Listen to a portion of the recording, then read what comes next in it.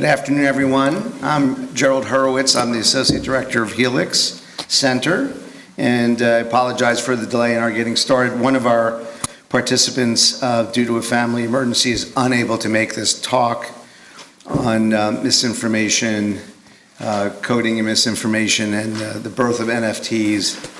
And I'll say a word or two about what we're thinking this topic will be about, but the participants are going to be the ones who really help decide, and you'll decide among yourselves whether they're telling you the truth or not.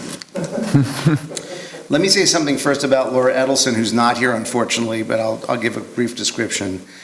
She is a postdoctorate researcher at NYU with the Cybersecurity for Democracy project, which she co-directs with Damon McCoy. There she leads the Ad Observatory and the Ob Observer projects, which aim to increase public transparency of digital advertising, particularly during elections. We have here with us today Susana Martinez-Conde. Is that the way to say it? Yeah, good. She is an award-winning neuroscientist, author, and a professor at the State University of New York Downstate Health Sciences University. She is the founder and executive director of the annual Best Illusion of the Year contest, which inspired her most recent book, Champions of Illusion, published by Farrar, Straus, and Giroux. Her first book, the international bestseller Sleight of Mind, What the Neuroscience of Magic Reveals About Our Everyday Deceptions, was published by Holt and won the Prisma Prize for Best Science Book of the Year. Martinez-Conde is one of the premier science communicators in the United States and has made television appearances on the National Geographic's channels, Redesign My Brain, Discovery Channel's Head Games, The Daily Planet, PBS's Nova, Star Talk, CBS, Sunday Morning, and The World According to Jeff Goldblum. Andy Guess is an assistant professor of politics and public affairs at Princeton University. His research and teaching interests lie at the intersection of political communication, public opinion, and political behavior. Via a combination of experimental methods, large data sets, machine learning, and innovative measurement, he studies how people choose, process, spread, and respond to information about politics. Recent work investigates the extent to which online Americans' news habits are polarized, the popular echo chamber hypothesis, patterns in the consumption and spread of online misinformation, and the effectiveness of efforts to counteract misperceptions encountered on social media. Yotam Ophir, did I get to him? Yeah, good. He's saying good enough. Thank you. Is an assistant professor of communication at the University of Buffalo. His work combines computational methods for text mining, network analysis, experiments, and surveys to study media content and effects in the areas of political, science, and health communication. Dr. Ophir authored and co-authored more than 300 peer-reviewed academic papers published in journals such as the American Journal of Public Health, Health Security, Tobacco Regulatory Science, Risk Analysis, PLOS One, Journal of Communication, Communication Research, Public Understanding of Science, Journal of Public Health and Health Communication, Communications Methods and Measures, and more. So with that, we're going to get started after I take my seat.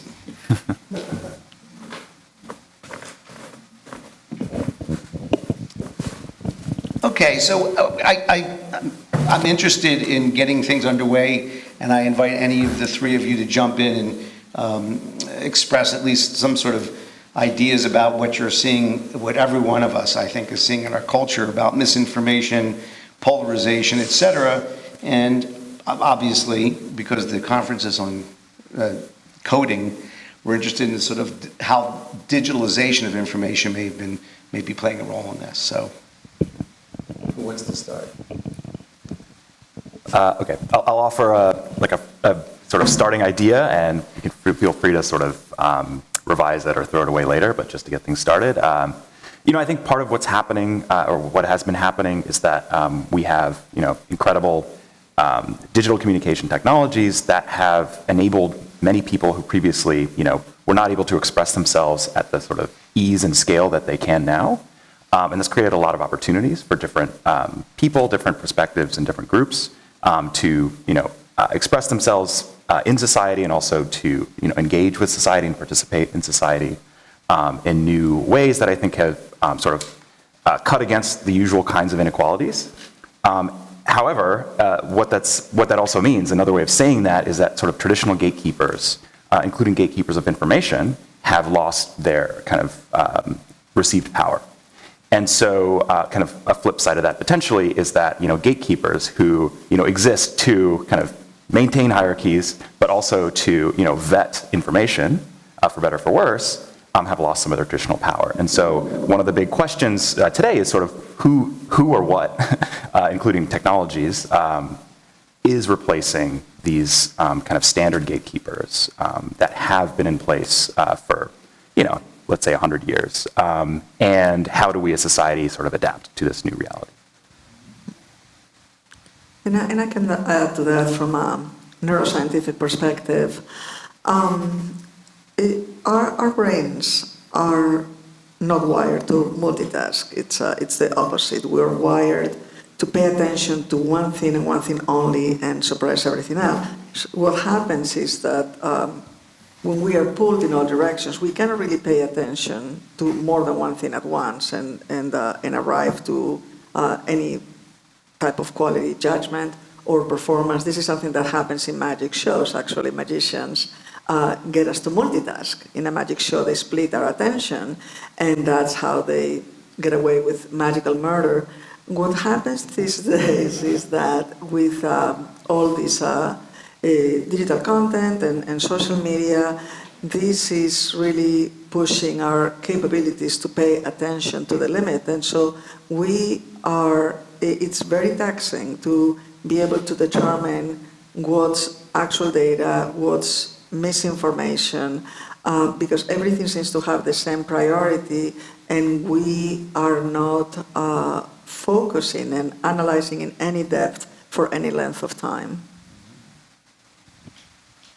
I mean, one of the big questions that I think are on my mind recently is, are we really in a new era of post-truth? I mean, because you hear it everywhere, right? That we move to a different time in human history, but it's not clear to me, based on the empirical work that we've been conducting and based on reviews of previous eras, that we really crossed a Rubicon to a different time in terms of relationship between humans and truth, or humans and information.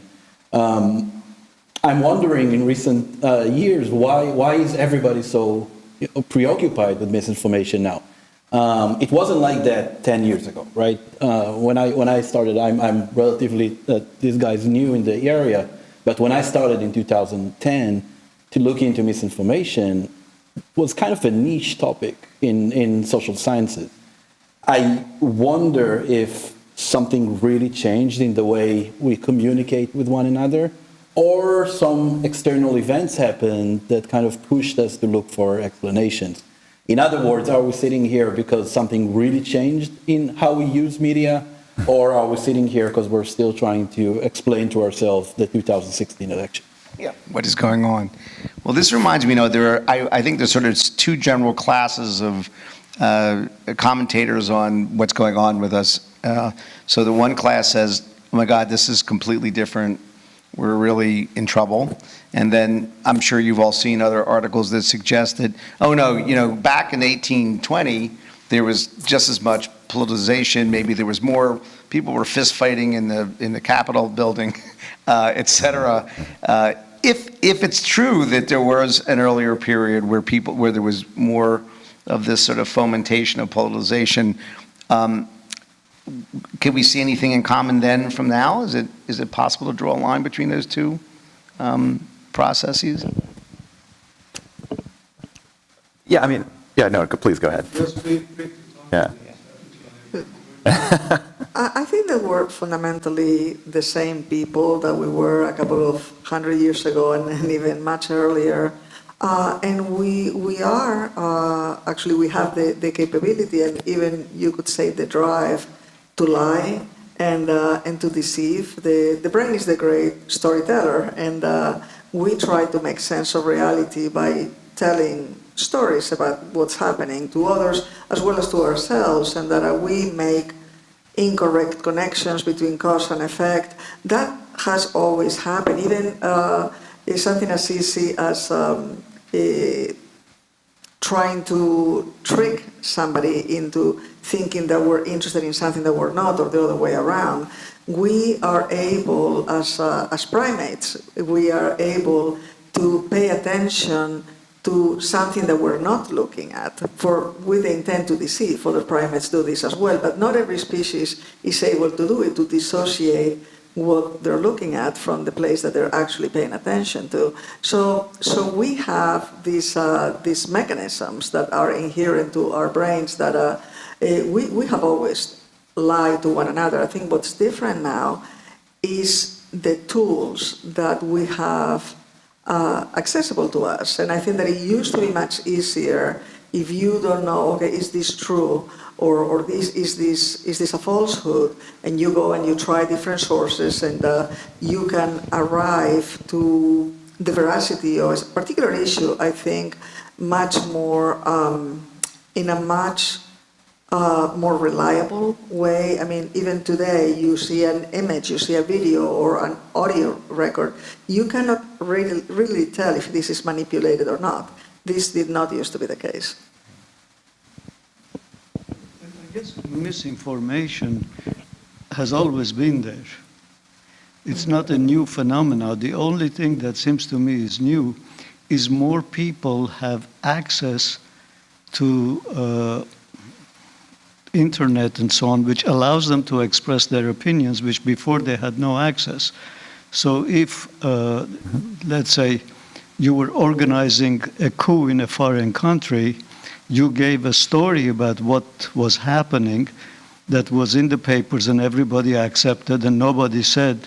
And if you knew information that countered the motives that were expressed, you couldn't make it public because there was no outlet. Now, you have questions about, I don't know, whatever political issue, you immediately put it on the internet and you have an opinion, and then other people follow you. And of course, part of the problem is the more you claim to have some kind of conspiracy behind it, the more excited you make people get, and the more you have tension. Yeah, I mean, one way of kind of restating a part of what you said is that, propaganda has always been with us. It's traditionally been the domain of elites. Mm-hmm. And today, the ability to produce propaganda, like a lot of things, has been democratized. And so now anyone can sort of make up their own stories, and they can have it disseminated, instantaneously at great and unprecedented scale. So that's one thing that has changed, right? And there are positive aspects to it because, like you said, there used to be like a one version of the truth, and there was no questioning. And that I'm thinking, something that I've read about is the flu of 1918, what we call the Spanish flu. Well, it turns out it did not originate in Spain. Actually, it's still debated where it actually China, originated. right? Sorry. Start a new rumor. Exactly.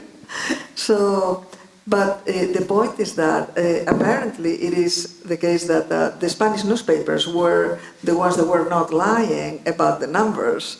Other places were suppressing that information, so that's how it became to be known as the Spanish flu. But so there was like a kind of like a worldwide misinformation back then, 100 years ago, right? There may have been this movement going back to the early 19th century, where one of the pieces of propaganda was that our elected officials were dependable, reliable. They were reliable elitists, and they're going to tell you the truth. And that was a useful bit of propaganda to a degree. I mean, I don't want to sound too cynical about it, but that was a story and a narrative that many people in the United States accepted, true or false, but they accepted it, but it may have done some good because people said, well, I can look to this authority to establish the truth or falseness. Now we have politicians, in this article this morning in the New York Times, that shows the number of Republican candidates who deny the results of the 2020 election. The majority of them deny the results. Where it's interesting, fake news is the claim of the people who've been creating a lot of the fake news, right? So they're not only producing fake news, but they're undermining everyone's faith in any authority to set them straight. Well, the term fake news has come to mean something different than it used to mean some years ago. But it is true. I mean, something that it is not just trusting politicians and trusting governments, but even trusting in scientists. Actually, we just published a paper in which we found in an international sample that the willingness to be vaccinated for COVID-19, the parameter that was mostly related with one's willingness to be vaccinated was trust in scientists, and when this trust in scientists is not there anymore, then you have people who are thinking, well, why should I be vaccinated? I can do my own research, and I think that that's what we're seeing also, that anybody can do their own research, anybody can be an expert. There is no separation between expert opinion and the opinion that basically anybody could have in any field. I think, if there's one thing, sort of, political scientists in my field of political science, the one thing that we, I think, have found time and time again is that trust is this sort of core ingredient in making democracy work. And it's trust in institutions, trust in scientists. I would add maybe trust in, like the news media, trust in some sort of like basic quality sources of information about society. Just trust is sort of like the thing that makes things run more smoothly. And when you lose that, things can come apart. And so just this conversation is sort of making me ask, on the one hand, trust is good, like it has a lot of beneficial properties, but, does trust also come with a cost? So what are we sort of giving up in order to maintain high levels of trust? I think you suggested one, which is that, there's sort of on one extreme blind trust. So you could blindly trust the government, you could blindly trust what the news tells you, right? And we've just seen through history that that too can have its pitfalls. And so, maybe just I don't really have an answer to this, just to sort of pose it as a dilemma. But I might suggest that there are perhaps different sort of equilibria that might work, right? So you could have like a high trust equilibrium where there are perhaps like more established gatekeepers, there are sort of more transparent institutions, and sort of people sort of understand how that works. And then we're in the process of moving to another equilibrium, and we haven't quite figured out what that looks like, but it's a destabilizing period. Yeah, and I think that perhaps, we're trying, I feel like the conversation that we're having is a bit top-down. What can we do to achieve a balance, or what should we do so that society has a diversity of sources of information, but maybe not too much diversity, or maybe not everybody's opinion should be weighed the same. I think that perhaps it's, I don't have an answer, but maybe we can, there are certainly positives in having accessibility, having access to all of these kinds of forms of information, even fake news. But what we are lacking is education, and I think that some of the things that we need to do as a society is empower individuals, and that in the educational systems, I feel like even today, children are not given the tools to develop critical thinking, to be able to face and evaluate all of these alternative and competing sources of information. So that's a serious lack. I wanna build on something that Andy said. I think it's a healthy thing to be skeptical. We are scientists. That's what we do. That's our job, right? I mean, our job is to be skeptical to a healthy degree, to question knowledge even after it's been established and so on. But what we're seeing in recent years is kind of a shift that I see as dangerous from skepticism to cynicism. And I think it has a lot to do with this erosion in trust in institutions of knowledge that actually predates the internet and social media.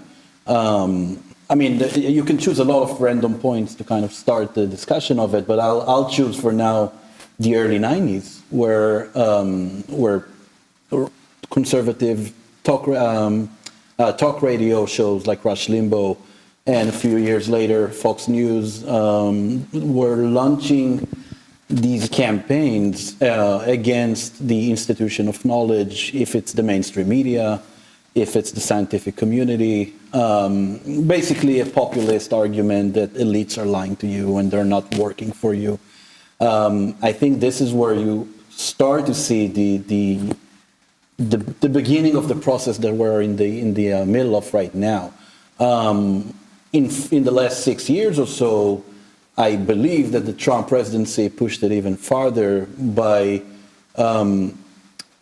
not so much spreading specific lies, but challenging the epistemology of knowledge. I mean, what does it even mean to know something? Who should we trust and who shouldn't we trust? If you look at Trump's making arguments, for example, and I'm sorry that I'm making it about Trump, but it's just a bit too tempting, but all those sayings that people are saying, right? I mean, Trump says, people are saying that the elections were stolen, and now we should accept that as a source of knowledge. The whole perception that there is no reliable source of knowledge, that everything is subjective and everything is an attempt to push an agenda of sorts, is, I think, kind of the cause of where we are right now. In our first panel this morning, Georgi Buzaki was mentioning how so many of the facts that we think or we know that we ascribe to, we don't know firsthand. We get them from our parents or from other authorities, and we don't have the time to go and validate every one of them. If the world's in a state of chaos and it's making everyone anxious, and I think rightfully it's making many people anxious, one thing to say is, well, one thing to hope for is that you have a great leader who's going to help communicate to you why you need to stay calm and carry on. And the other thing that can happen is leaders could say, no, you're right to be anxious. The elites are screwing you, and there's a conspiracy going on, and and weirdly enough, that conspiracy thinking, I think, puts some of their minds partially at ease, because I think, well, now I have an explanation for why this is going on, rather than having anything more meaningful. I just want to say one other thing. I'm a physician and I treat I'm a psychiatrist, and many patients will come to me and complain about their doctors, their non-psychiatric doctors, their primary care doctor or their cardiologist, whatever. Can you believe he didn't do this or say this or do this test, or she didn't do this? And I am skeptical about the quality that some of these patients may get from time to time. Right? Some of it's excellent, but some of it's not so good. But I always say to these patients, like, listen, if you want to go with the numbers, go toward the doctor and do what they tell you, okay? Because, it's not perfect, but it's better than you staying away and thinking you're going to figure this out on your own, right? So maybe that's a weak argument in favor of trusting authority. You say, look, you're better off of just imagining them to be honest and fair to you. It's pretty difficult with what's being advertised these days, right? So. Yeah, and it is true that we need to develop some sort of algorithms for what you should trust and what you shouldn't, because nobody has the time or the resources to question everything. And it seems that from a regular skepticism about particular sets of claims, we have arrived to a situation in which everything is up for questioning. Like, it is different to question, I believe, do vaccines cause autism, right? That has been debunked many times, but from there, we shouldn't, go on and question whether the Earth maybe is flat, and that there's actually a flat Earth society. That I don't know how serious they are, but yeah, I think that that goes again, I think, to the issue of the expertise. Do we even rely, or do we even trust or recognize that there is an actual thing as expertise, and who gets to be an expert and who gets to have an opinion that should be valued? There's this, there was this movement, it's going on now for many years now, I think it's with high-frequency trading in the stock market, right?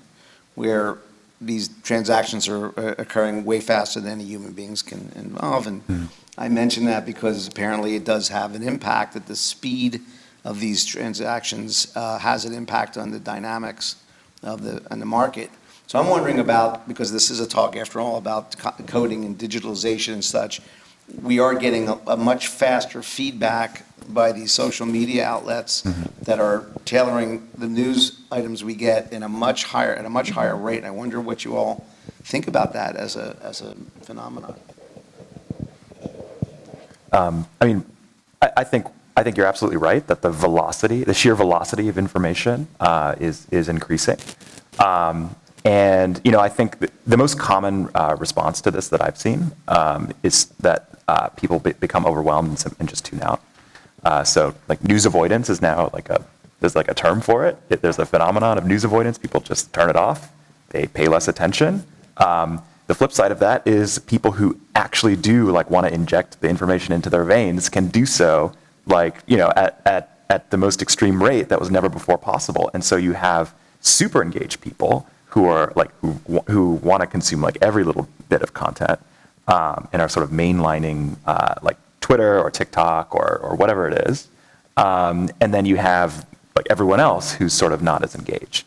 And that creates a whole set of new problems for itself, because then imagine the feedback. You have content producers, you have information sources that are now catering, whether they're fully aware of it or not, to these most hyper engaged consumers whose interests may or may not reflect those of the rest of society. So yeah, and we don't consume our information equally because we are all subjective to cognitive biases, confirmation bias.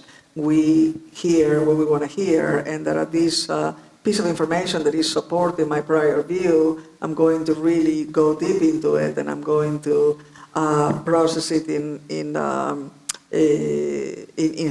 high detail with high focus, and that this other piece of information that goes against my views, I'm just going to ignore, keep scrolling.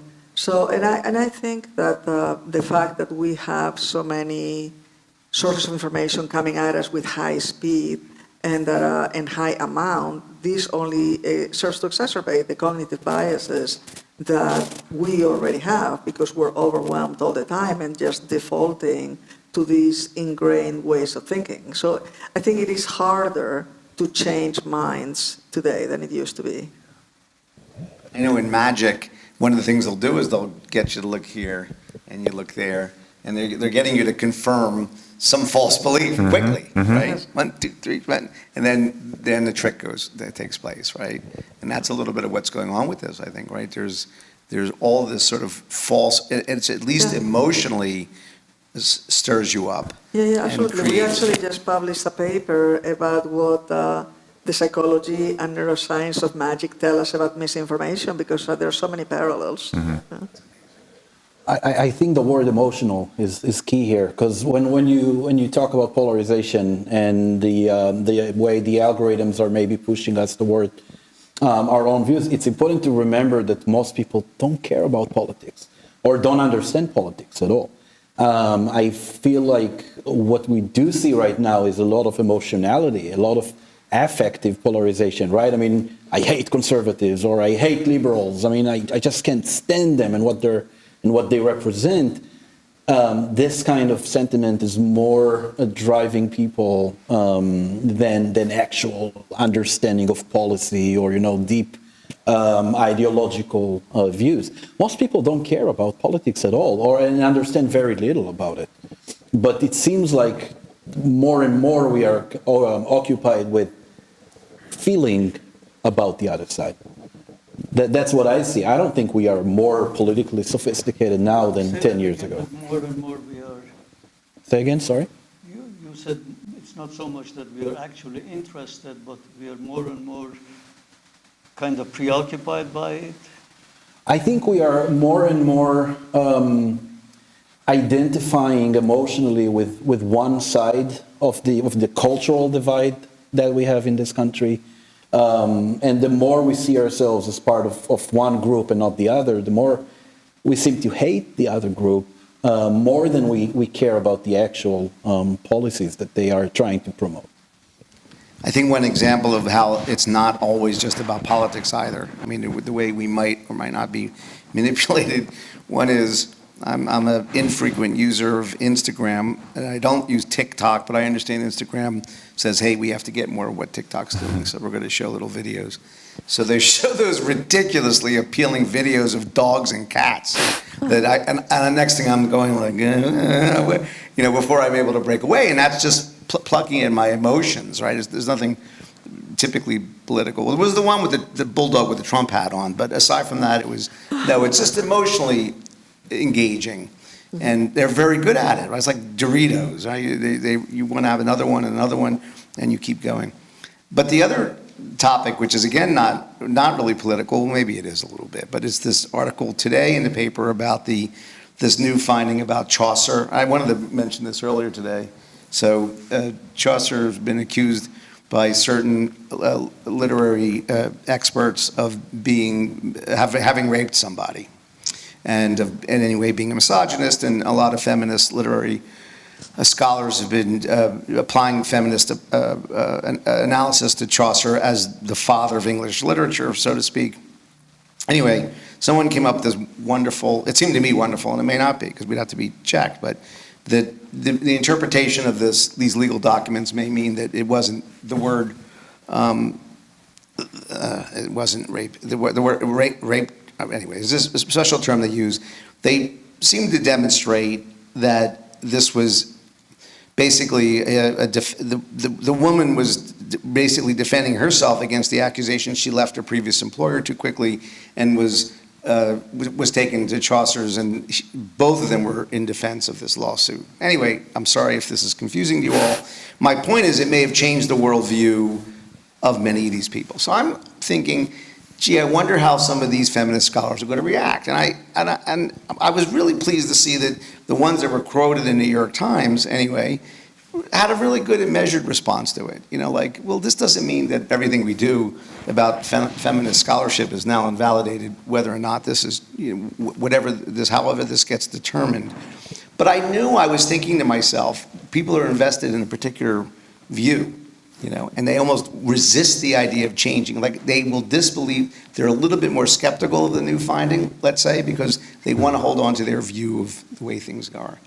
And I think that's fascinating because, it's not exactly a political case.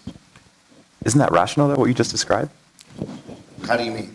I mean, like, I've lived a number of years, like, I've educated myself about a topic, and I've, like, developed what I consider to be informed views about things. If I encounter a piece of information that, like, maybe challenges some part of my existing belief structure, like, sure, like, I might be skeptical of it because it contradicts my worldview, which I've rationally, constructed, of course. But, like, it would be very strange from a rational perspective if I were to encounter one piece of information that contradicts what I think and then so totally change my opinion, right? But wouldn't you take pride in thinking that you're open-minded to changing your point of view? And whether or not you changed it, you might say, oh, sure, good. Yes. Yeah, but I think open-mindedness doesn't necessarily mean that you are just like, your opinions are being swayed by every piece of information that you encounter. And I think sometimes that's the idea that people have when the term sort of open-minded is used. And I actually think that would be irrational and totally unworkable if people went around the world just totally changing their views based on the last piece of information that they encounter. I'm caricaturing what you just said, but we have people here with more expertise who could probably speak to what I'm trying to say. But I guess, often these kinds of patterns where people say like, oh, you're resisting this information. Well, yeah, I mean, of course people are resisting information that like challenges their worldview. Like, why would we expect anything otherwise? Scientists do that all the time. I guess I'm thinking there's a value in believing in your intellectual indifference to the outcome. I'm not saying you are going to do that. You're a human being, and that's natural. It is natural. But if you say about people, oh, it's only natural, you're going to be in a camp. Mm-hmm. That's the camp you're in. And if you say, well, there's a real value in ascribing to some impartiality right? And I think that we've lost a little bit of that. That there's Trump made some comment some time ago that, oh, of course someone made that decision because they're a Democratic judge. And Justice Roberts said, no, there aren't Democratic judges and Republican judges. Now, I think this is fascinating because I have to say I don't know anyone in my circle who, and most of those people do not like Trump whatsoever. I think they all go, yeah, he's right. Okay? Now, see, to me, that comment of Roberts was prescriptive, not so much descriptive. Like, it's sort of, yes, we should be able to believe in the indifference of our jurists because that's really the ideal. And you say, well, in the real world, it doesn't work that way. You're being a fool. You're being naive. But you see, instead of saying, oh, good for you for supporting the idea of impartiality, you're sort of looked at like you're some kind of some naif, right? I think that's unfortunate. I mean, why not believe in impartiality as an ideal? Well, I think as long as it's clear that this is aspirational rather than descriptive, right? No, I think impartiality is good, but it depends what it is about. There are certain things you can't be impartial about. So if they told you the best treatment for depression is to hang yourself, you can't be impartial about such a thing. But I think part of the issue is to be somebody said that's skeptical and have a certain more balanced view is that it helps with anxiety. You can see that in your office if you have a couple and one of them doesn't trust the other one, the lack of trust becomes a major preoccupation going around and around. Next thing you know, they're checking each other's cell phones, they're doing this. So trust is very important, and I think what's happening with all this misinformation is that you end up diminishing people's trust, and therefore you get the kind of agitation that we've seen, especially in this country a couple of years ago, where everybody is so agitated. You have patients who are waking up at 2 o'clock, 3 o'clock, 4 o'clock in the morning. I say patients because that's my source of information, but I'm sure some of my friends were doing that to check the news. And so that kind of thing is psychologically damaging. So there is a limit to how much misinformation can actually affect people's mental health, and I think it does. And to develop skepticism about all the information is a positive. Yeah. And I think that you're both hitting on something important in terms of, you mentioned something about presenting a balanced view. And what is a balanced view? Because hanging yourself is not a good treatment for depression, and it shouldn't be given the same way as, some actual forms of therapy. But this is something that the news media has struggled with, and that in leading to the Trump election, it used to be in newspaper reporting that you present two sides of an issue, and that's supposed to be balanced. But I think that reporters today, they're still struggling with this, but they're coming to the realization that just giving equal time and equal word count to two issues, that's not necessarily a balanced view. No. Or if you're talking about having a TV show with interviews about, just a panel about climate change, and you have a climate scientist and a climate denier, that's not a balanced view, because in one case you have the exception view of a specific issue, and in the other case you have somebody who represents thousands of climate scientists. So that's not balanced. That would be imbalanced. But I do not think that we have arrived to the right formula for how to present different sides of an issue with appropriate weights. Well, Yotam, you had mentioned the cynicism before, and for me, the issue of cynicism, as I was saying in my thesis just a moment ago, that if people are considered to be somehow stupid or naive, to be open to some consensus opinion or some authority, or if they're made fun of for thinking or believing in impartiality, that doesn't breed trust. It just won't. You're wrong for having any trust in an impartial decision. You're just a fool. And I'm afraid that's a meme in our society right now. And it's keeping us away from establishing some kind of legitimate sources of authority for many of these topics. And there seems to be a change in how we react to evidence. I think evidence is maybe a key word here. On one hand, we have more and more segments of the population who just reject evidence as irrelevant. And on the other, let's take, for example, the January 6 hearings right now. There is I think, kind of a feeling that no matter how much evidence the committee will accumulate, some people will not be persuaded by it, right? Maybe because they distrust the source of the evidence, or maybe because they just it doesn't change their mind. At the same time, where evidence is losing its meaning for many people, you now have a new kind of brand of conspiracism that doesn't rely on any evidence at all. I mean, take the QAnon conspiracy, for example. People are willing to believe in outrageous arguments based on very little. It's different even from the conspiracy theories of, let's say, 2001, where truthers around the 9/11 attacks were trying to collect every bit of information they could. They would try to, it was, of course, inaccurate and wrong, but at least it was an attempt to kind of find some information that can support their side. I remember all the attempts to calculate the heat levels of the metal and whatnot. These days, the new conspiracies are just arguments being thrown around. People are willing to at least spread them without any support whatsoever. And at the same time, they're willing to reject the scientific community that is working around facts and evidence. Right. And I think that part of the problem, and one of the reasons, not necessarily the main reason, but one of the reasons that we don't have trust and that misinformation continues unimpeded is that we have a lack of accountability. I don't think that we can have trust without accountability.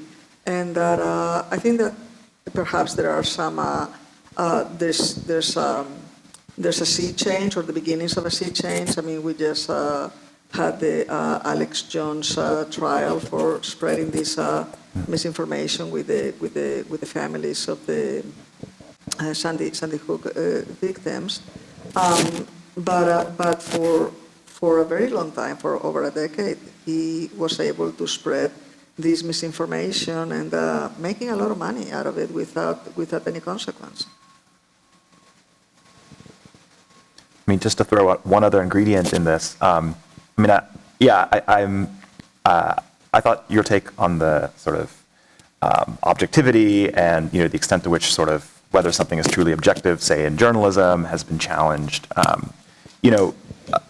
think part of what's going on here is that we have claims by kind of established players, so like journalists, like judges, who are they're claiming some sort of objectivity or neutrality, but people they're taking some other evidence, like whether it's their experience or they're feeling that there's no accountability or being able to point to outcomes that contradict this assertion of objectivity. And they're saying, what you're saying isn't true, or, I don't believe what you're telling us because we have this other evidence that, you're obviously biased towards this outcome. And it's easier than ever to obtain that independent evidence that at least challenges these traditional claims to objectivity and lack of bias. And one thing that's making that easier is transparency, or just the ability to actually collect your own data and make that available for other people. Traditionally, most information that people would use to make these kinds of assessments was channeled through these kinds of gatekeepers. But today, whether it's through literally laws that allow people to just request documents from government authorities, or social media, which can take very obscure pieces of information and suddenly put them in before millions of people, suddenly, there is other evidence that people can use to challenge these claims to authority, which are based on, neutrality or objectivity. And that can't withstand that kind of scrutiny, if people are willing to believe that that the claims are not fully based on, on a solid foundation. Some of the efforts have been to try to police or regulate the messages in social media, and then that's a fraud, to some degree fraud, right? I think people don't understand how unregulated social media is. Part of it is intentional. I mean, we decided to put social media under Section 230, which means that we treat them as a technology industry and not a media industry, right? I don't think people understand how arbitrary the process of moderating information on social media is. It's basically still, based on those companies making decisions based on their financial kind of benefits. They are not legally bound to remove misinformation. There are no clear rules about what's considered misinformation or not. This is the Wild West of information, basically. Why is misinformation bothering us more now? Because we have more access to it? Because what, sorry? Because we have more of it or more access to misinformation, why are we so bothered about it? I mean, we knew it was always there. I think that what's new about misinformation in the digital era is that we are communicating now in an environment that prioritizes the algorithms that you talked about earlier. I think for a long time we were worried that the algorithms are pushing us toward information we already believe in. So there was a lot of discussion of filter bubbles and echo chambers and all those ideas. But I think these days it seems more evident that the environment that we communicate in prioritizes engagement. I mean, at the end of the day, it's a financial decision. The social media companies like Facebook and TikTok and YouTube are free, meaning they need to make money somehow, and they do that by keeping us engaged for as long as possible, collecting our data, and tailoring advertisements to us, right? In order to do that, they need to give us information that's going to keep us interested. Misinformation just fits the bill better than facts. I think that the information environment that we are working in and almost living in these days just prioritizes misinformation more than before, more than the mass media or mainstream media era that was more bound to some objective norms of objectivity. And something that I think should bother us is about the access and vulnerability that young people have to misinformation. This is new. And I have 3 children. They're 11, 12, and 15.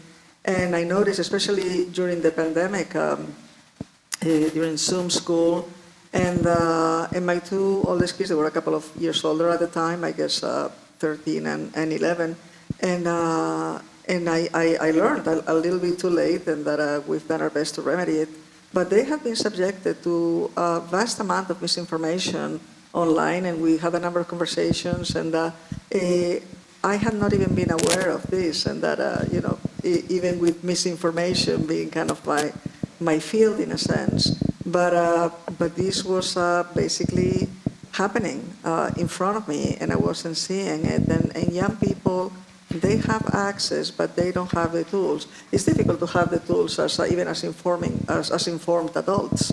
But and some of this misinformation is specifically targeting children and young people, and I think it's a big problem, and it's a new problem.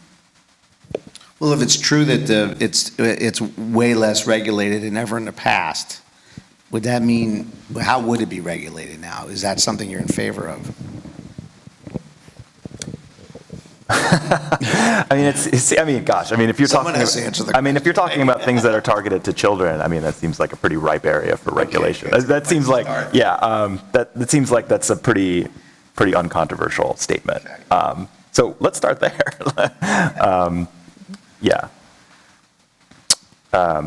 are we skipping to are we going to regulation now? Yeah. Okay. I mean, Yeah. I was interested in actually keying off something else that you said. So I mean, you've been talking a little bit about sort of learning, basically like training and teaching people how to basically sift through the information that they encounter. And there's been a lot of talk about, trying to improve educational efforts, both, in children and even later in life. So I've been very interested, for example, in things like digital media literacy, trying to come up with ways of improving people's digital literacy skills as a potential solution for people's susceptibility to misinformation. And so I'm curious if you've ever kind of thought about that, or if you've encountered these kinds of issues, if you are optimistic about these kinds of approaches for helping to solve this problem. Well, optimistic. I don't think this is the only solution, but I think it's an integral part of the solution.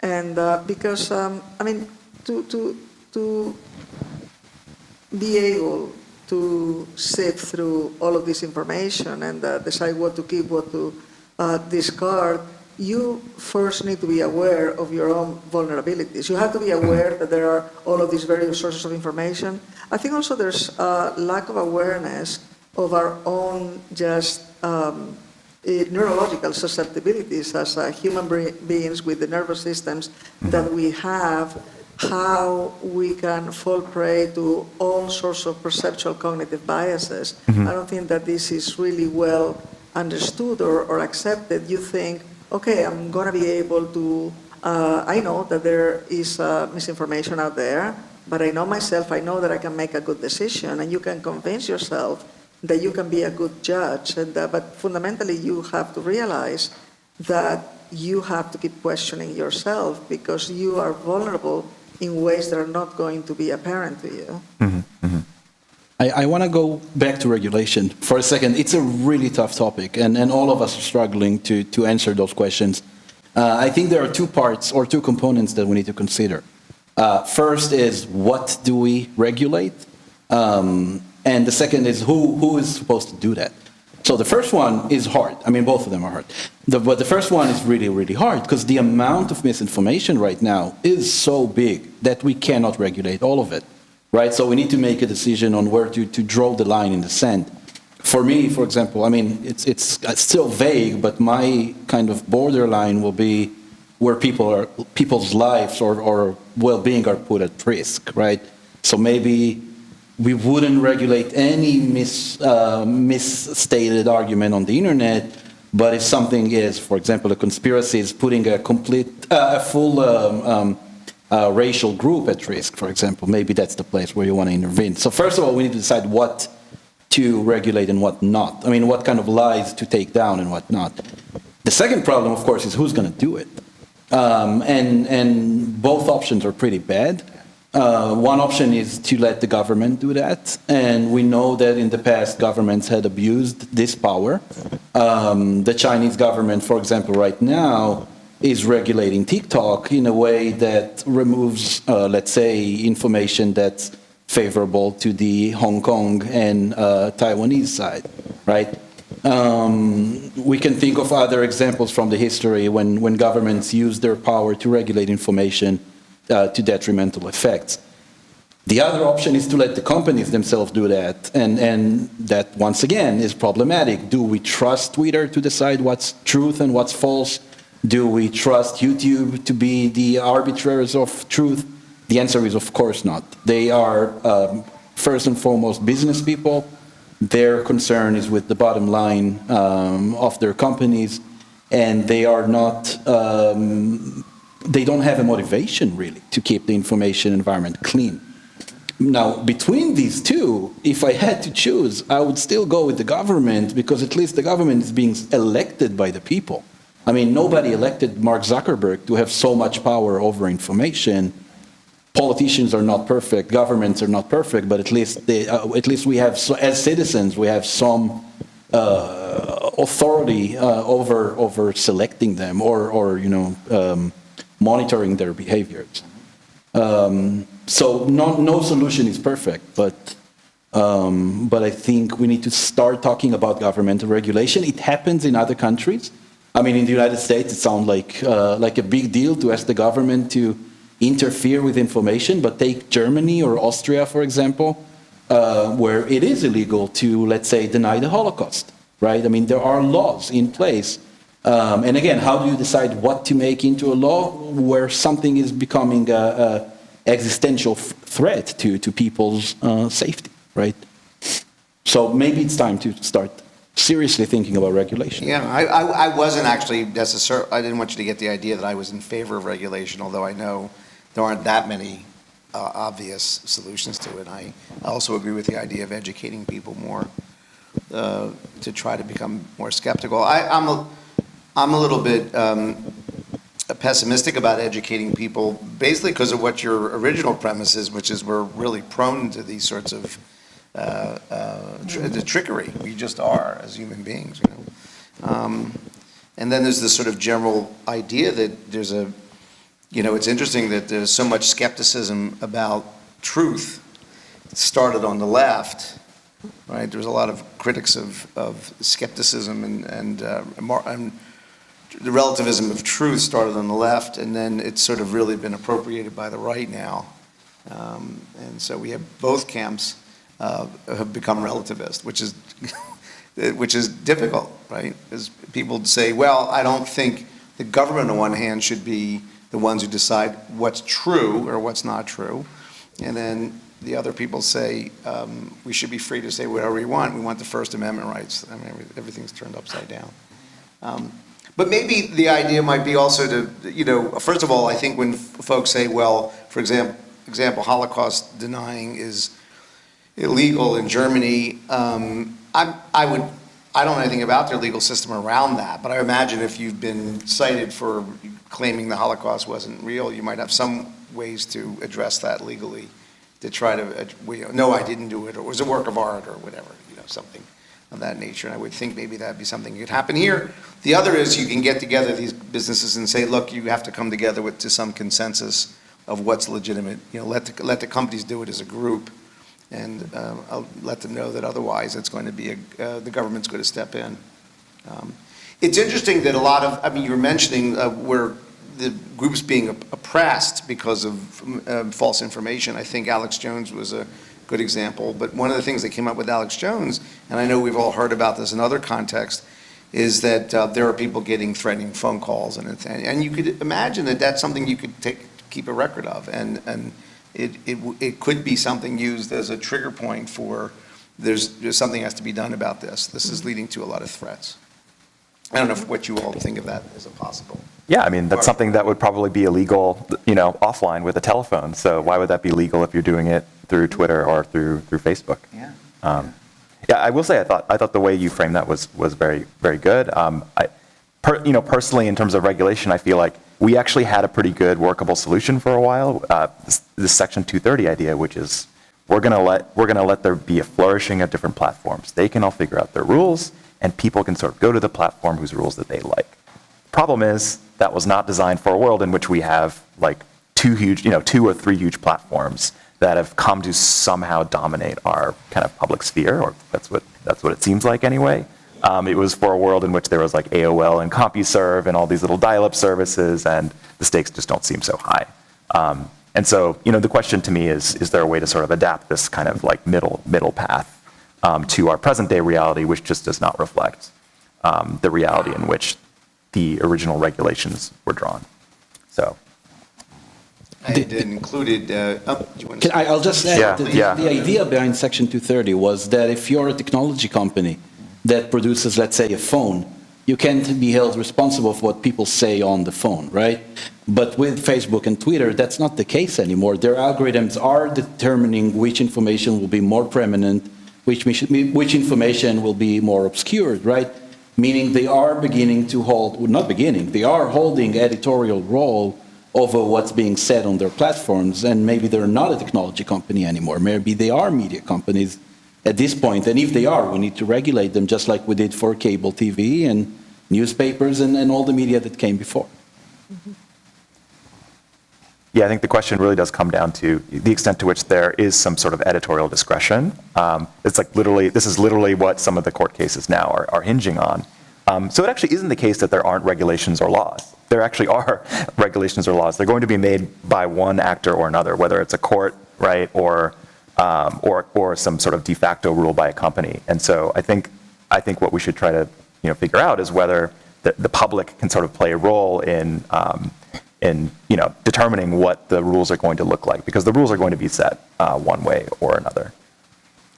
I had included a reference to NFTs, which have receded a little bit in the media coverage of late, but I saw it as being an effort. I mentioned this to you earlier, Rotem, it's like an effort to reestablish authenticity in some way, because these are ways in which these things are supposedly indelible and not open to dispute.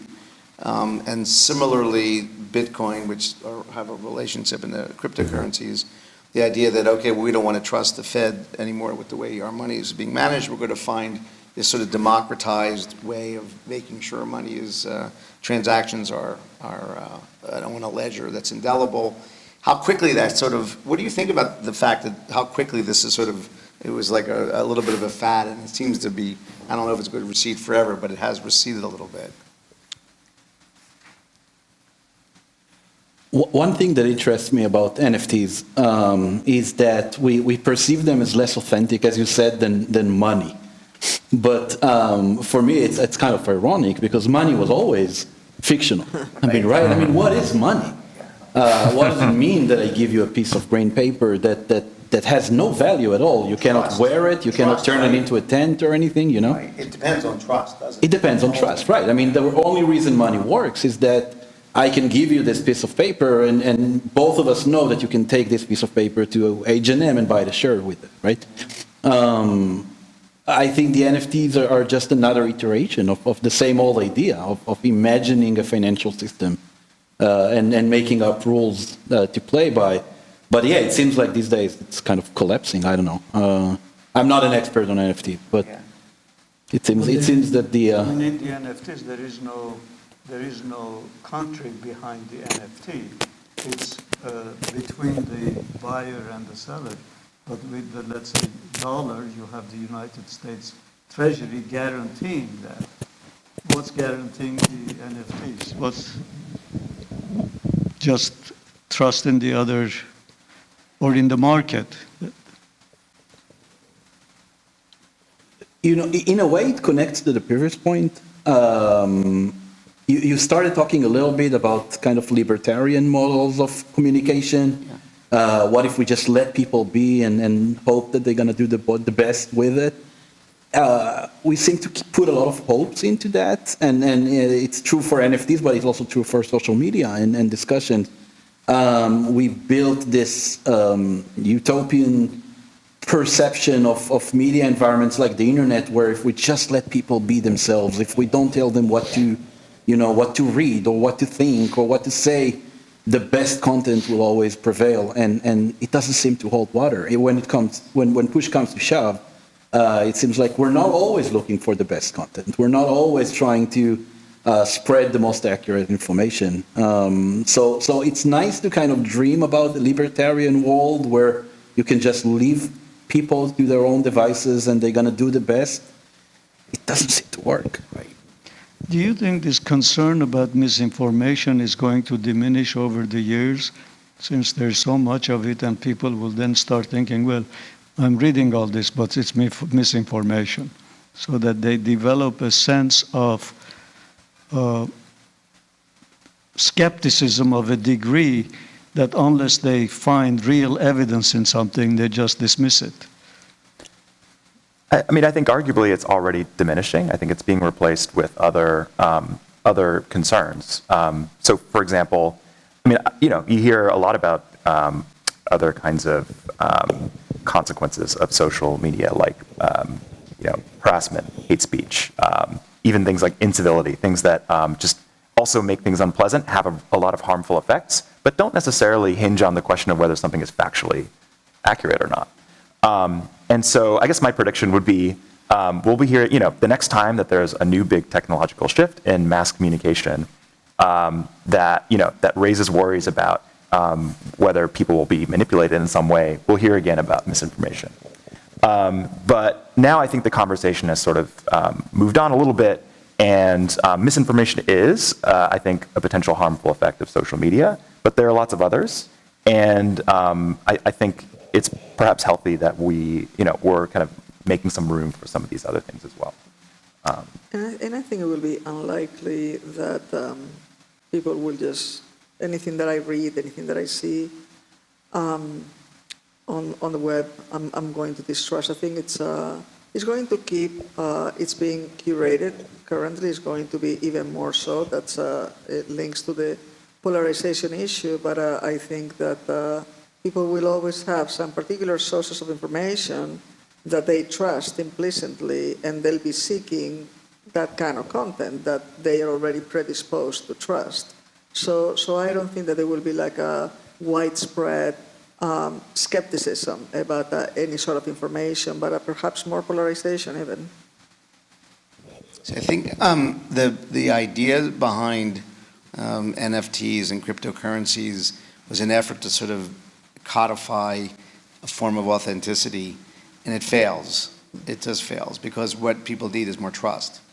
And you like to think, well, if I codify it and I make it absolutely unassailable, yes or no, that's not replacing trust between human beings. It's really an interesting, right? I mean, that is an interesting point.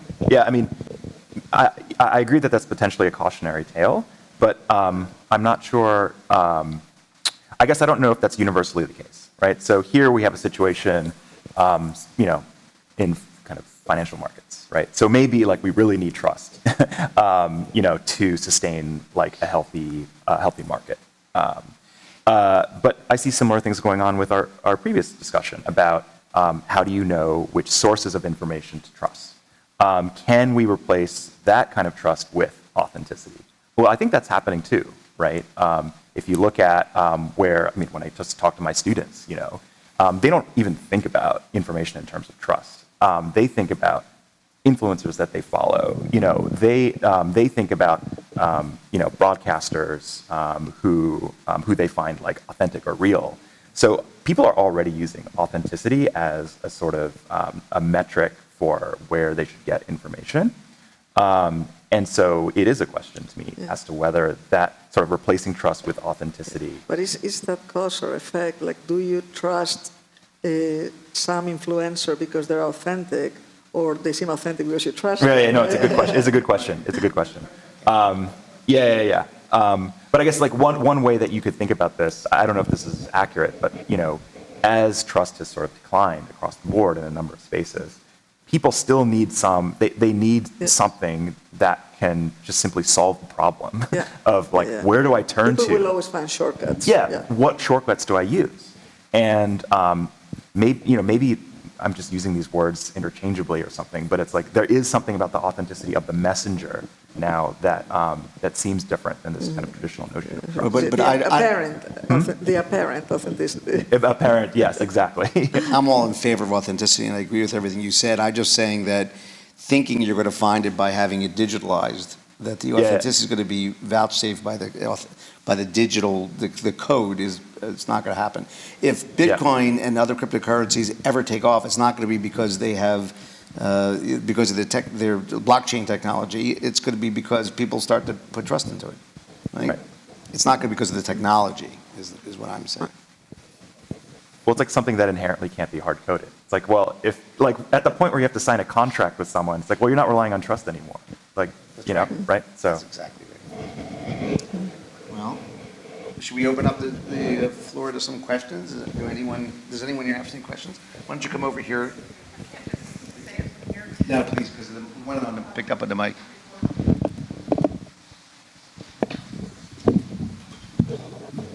So I'm curious, with so many different views of reality and everything you guys have been talking about, how will history be written about our time? Will it be in parallel tracks? Will there be a history that is true history of what was real? What was fact? What was fact-based? We never had true history. Yeah. Well, Yeah. maybe, but it seems like it's more at risk now than possibly it's been before. I mean, there's a book by Vargas Llosa that came out last year about the events in Guatemala and the U.S. role in whatever it was that happened in Guatemala. Well, that only is something that came up in a more consistent and coherent way with Vargas Llosa's book. So what is the accurate history of what happened in Guatemala until that point? No, I know it's a problem. History's written through the eyes of the historians. But this seems even more fraught with conflict about what really did happen. I think, not that I'm an historian, but I have a little bit more faith there's going to be a consensus that will be built over time. Right now, historians disagree about, the way things went, and they reinterpret parts of history still to this day, and not always in a highly polarized Democrat versus Republican way, but just because there are honest disagreements among historians about how things go. I mentioned this story about Chaucer today. It's a good example, and that may be debated. No, I think among academic historians there will be enough of a consensus about what. Actually, I am more optimistic about the future historians than I am about what's happening today, because I do think that the access to information and to spreading information, there are so many people today, like anybody has a voice, and so future historians will have access not just to established experts, governments, reporters, but we don't know how the everyday person used to think about in the Middle Ages. They didn't have a voice that we have been able to recover today. So I think that future historians will have to sift through content, but they will have a lot more to work with than we have today about eras past. But that itself is going to pose, I completely agree with what's been said, but that itself is going to pose a huge challenge. Yes. Like, it's going to be this challenge of abundance versus, right? Yes, but as a scientist, that's a good thing, to have too much data. Yeah, no, I agree. But just as like a practical matter, I've tried to reconstruct what people have said on Twitter like last week. And you should try it sometime. It's really hard because people are responding to other people directly and indirectly. People are making sort of vague, vague references to things that are not always obvious after the fact. Reconstructing the context, I think, is going to be increasingly difficult because it's told through like memes and references that are constantly evolving, and it's going to be like trying to decipher like hieroglyphics in a way. Yeah, perhaps so. And will that information be preserved in forms that are accessible? Well, yeah, just because it's digital doesn't mean it doesn't decay. Exactly. So, yeah. Well, hopefully there'll be people who are, academics who are motivated to do that work on the hieroglyphics. I like to think there is. A lot of people who've written about history, books about historical developments are not always exactly historians either. And we could think of some economists who've written pretty divergent views, Hayek and Keynes, and pretty divergent views about how history's gone, economic history, but also general history, and that we've survived with that. So I'm reasonably hopeful about that. Anybody else? Oh, please step up to the mic. Okay, so since we have some political scientists here, the first thing I want to ask, this concept, it's a little tangential, but it comes back. Political science, my understanding of science is you observe the world, you make theories, you test those theories through experiment, and then you see if your theories were correct. Now, if we want to guide this in the context of today's topic, misinformation and algorithms, would a political scientist be able to conduct an experiment on this topic and make predictions and theories? And is that something they would do, or even more generally would do political scientists just make predictions but don't run experiments. Can you comment on that a little bit? That's a great question. Yeah, you're right. I mean, as sort of social scientists, we want to be able to make and test hypotheses, which often means you're testing predictions. So certainly, speaking for myself in my own research, I'm like everything that I try to do fits the framework that you just described. When you're talking about misinformation, things become difficult because there are ethical issues involved. So, if I could think of the ideal experiment that I would like to run, it would probably, it would involve exposing people to a ton of misinformation, then see what happens. Well, that doesn't seem ethical to me, right? And so You I get can't rats. run that. You get rats, right? Sorry? You get rats. Yeah, exactly. So you can do it on rats. And so part of the sort of the creative challenge of doing this kind of research is trying to explore ways of studying these questions in ways that don't require you to be a mad scientist, basically. And some of that involves natural experiments. So, have platforms changed the way that they've operated? And so does this speak to this particular, hypothesis about, say, the effects of misinformation? The other thing is that a lot of the most interesting research that's happening right now, both by political scientists, but also people in psychology and other fields and communication, is trying to test the effectiveness of different kinds of solutions for misinformation. So take it as a given. What can we do to sort of reduce people's belief in misinformation in ways that don't infringe on other kinds of values like free expression? So I think this is all a very active area of research, but I agree that sort of we want to take the sort of scientific empiricist path to understanding these questions. You perform experiments too of some sort? Experiments with, not on certain sources of misinformation. We have done a number of experiments with misdirection, as you might have. In a magic show, we actually study magic tricks directly to investigate various kinds of cognitive biases.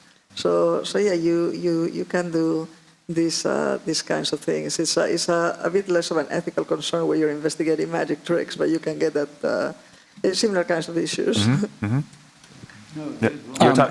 I'll just add. I'm so sorry. I'll just add that first of all, there ain't one approach to scientific inquiry of political science. Both Andy and me are more quantitative and I guess post-positivistic in nature, but some people don't accept that as the only way to understand the world. In the area of misinformation specifically, I think that in both your field of political science and in my field of communication, we are getting very good at building micro theories of misinformation, which can be tested experimentally in the lab or in controlled environments. What we are not able to do is to use scientific methods to answer those big questions.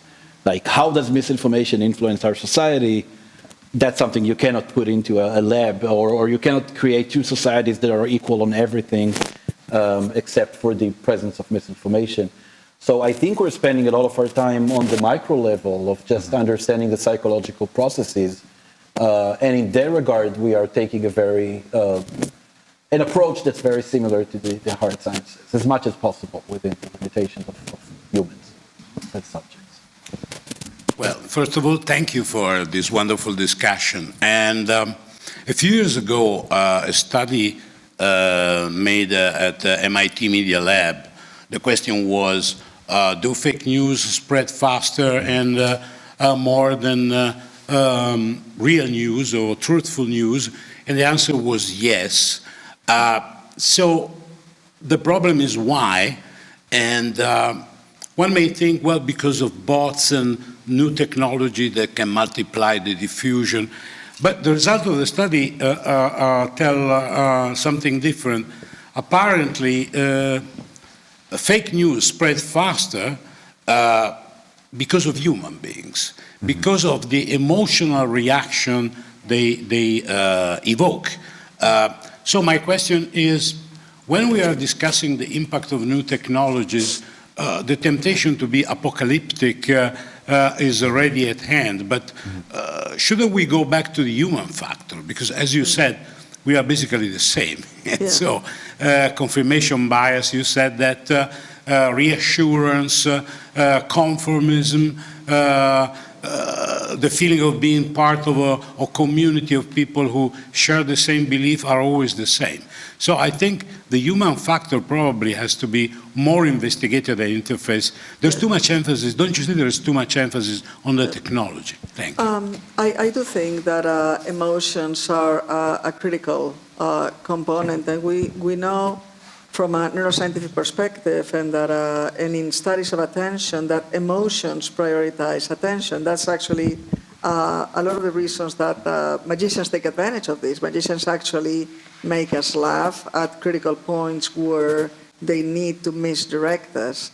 So you can use emotion almost surgically in a magic show, also in social media and in the spread of fake news. And we used to think, many years ago, the thinking in science communication was that, well, you need to put out the correct information out there, and you need to give more detail, and you need to communicate it more, and so people are going to extract the right conclusion. It's just they are arriving to the wrong conclusion because they don't have all the information. So let's give more information, let's make it more accessible. That doesn't fix the problem because you're ignoring the emotional component.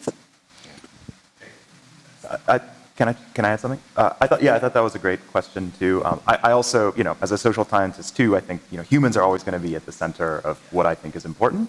But as a political scientist, I think human behavior is structured by institutions, and so kind of another way of saying that how that applies to this topic is that I think different social media platforms have different affordances or different features which can bring out or suppress tendencies that exist in humans.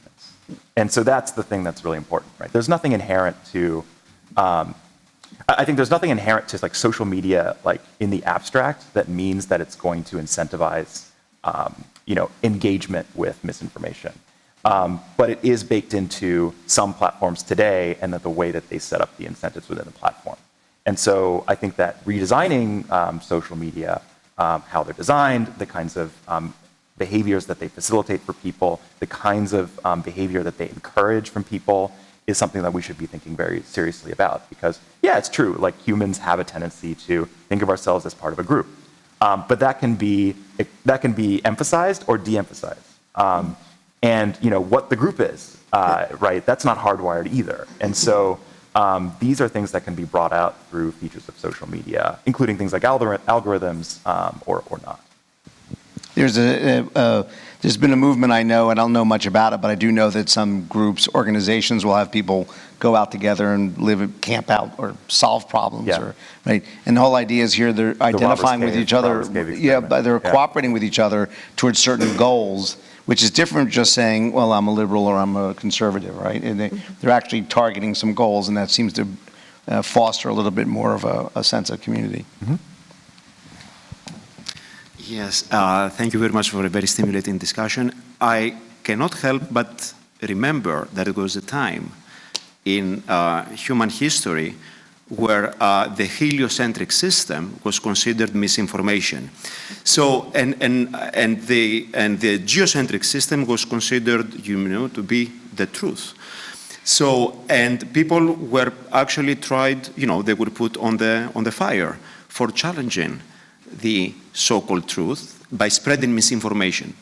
Okay, so my question is there such a thing as information? Because if there is misinformation, it means that the information is what's true and the misinformation is what's wrong. Now, is there such a thing as information? And even if there is, what's wrong with challenging it? And so the last thing I'm going to say is that science is very limited in what objective, let's say, truth is. Like physics, more than 95% of biomedical published research, which we consider science, is not cannot be replicated. That tells you how hard establishing what information is, at least in the scientific context, where you can have objective methodology, let alone in the social sciences. That's what the problem is. So should we err on the side of allowing misinformation, because that makes the dialectic process which allows us to filter and synthesize and refuse and accept? That should we allow misinformation? Should we err on the side of allowing misinformation? Or should we err on the side of imposing quote-unquote information which actually may turn out in maybe the next decade or the next century to be false? Thank you. My feeling, I think that these are, I think that there are different issues at play here, and that I think one issue pertains to the science enterprise itself, and that it is true that we do have a replicability crisis or problem, more in some areas than in others. But, and I think that there are fundamental problems with the structure of science, how it's done these days, the kinds of science that gets incentivized, the pressure to publish. There are a lot of problematic issues, and certainly sometimes it's we're playing it a bit too safe in the sense of the research that gets resources to be performed. I think that's a different problem from misinformation itself, and that in the spread of misinformation, I think that's by individuals, not necessarily scientists. I think that's a different domain from is science done the best way it could be done. So to me, those are different issues, and yes, in terms of the other thing I think that's important to keep in mind in terms of the science, because it was mentioned something about truth, and I would say that scientists don't try to get at the truth, or they should not try to get at the truth. The truth in science is always aspirational, and that's why we talk about validating hypotheses, not verifying a hypothesis. And the hypothesis is correct until it's proven otherwise. So as scientists, at least the way that I was taught to do science and the way that I teach my trainees is that you try to eliminate hypotheses that are incorrect, and hopefully you get to narrow down more and more the actual answer. But as a scientist, you have to be always in the mind frame that you need to be questioning your own results and the results of others, of course, but all the time you're supposed to be revising your framework in light of no evidence. Yeah, I absolutely love this question. We can spend two more hours just answering this, right? You asked what is information. Forget about misinformation. What is information? And that bothered every thinker since we learned how to put our mind into words, right? I mean, that's Greek philosophy. That's Plato thinking about the people in the cave, trying to figure out if they are really seeing the world or not. I'll kind of get inspiration from all the statues of Sigmund Freud in this building, and go to another Austrian philosopher of science, which is Karl Popper, right? And I think I'm a very strong Popperian person. And I think he reminded us that science is about, as you said, science is not the search for information. It's the systematic rejection of misinformation. We would never be able to prove with certainty that anything that we see in studies is true, right? The best we can do is to reject hypotheses that are wrong. We are able logically to reject some ideas. And then at any given moment, we need to take the actions that are most suitable to the current state of knowledge that we have at that point. Take vaccines, for example, that you talked about before. Can we say for certain that vaccines have no negative impact? Of course not. We can't. Scientifically, we can't. We can just reject the hypothesis that that people who take the vaccines are more likely than others to have autism, for example. We can reject this hypothesis, but we cannot say for sure that vaccines will never have a negative influence. So yes, science is kind of Sisyphus's work in this regard. We will never get to the truth, but I think we are able to gather enough consensus on what's wrong to direct policy and behavior that's more educated. I wanted to make a real quick response to this too. I think there are different sorts of misinformation, and when the consequence of misinformation could be dangerous, of course we want to figure out a way to get around that.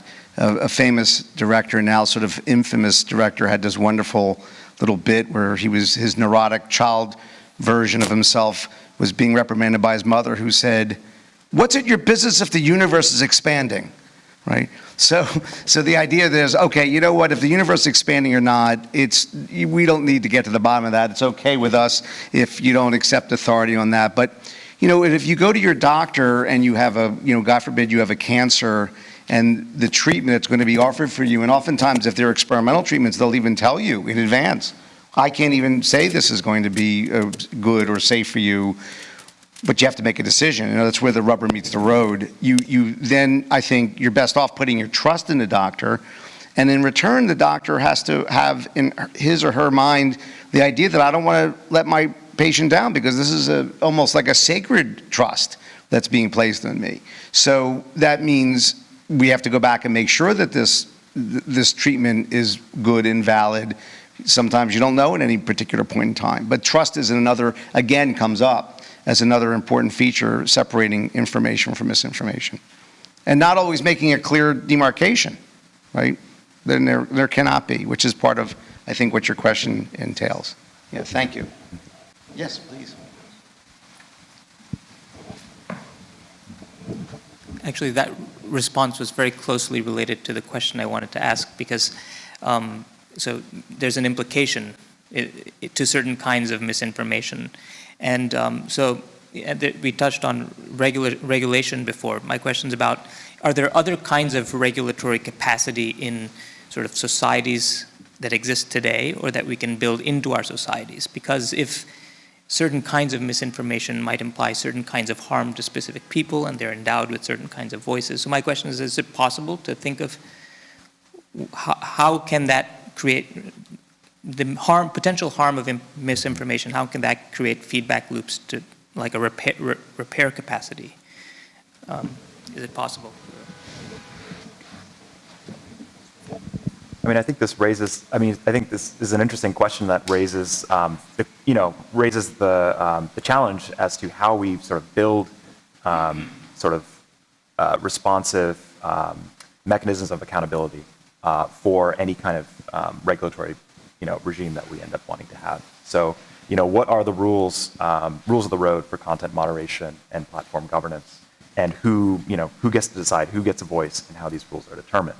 I think there's a strong case to be made that whether this is being channeled through legislatures or some other citizens' bodies, those bodies should be, representative of the diversity of interest in society, very much including people who are the victims of, not only misinformation, but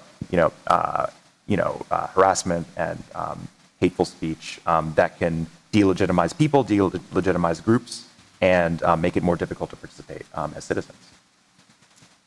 When we say regulation, we usually think of content moderation, right? Removing information that is wrong or adding some disclaimers and so on.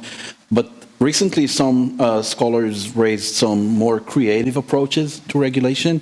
And one that I found really interesting is the one suggested by Victor Picard from the University of Pennsylvania. He says, instead of focusing on moderation of content, let's take taxes from social media companies. They make a lot of money from that misinformation, right? Let's take some taxes back and use it to fund high-quality journalism.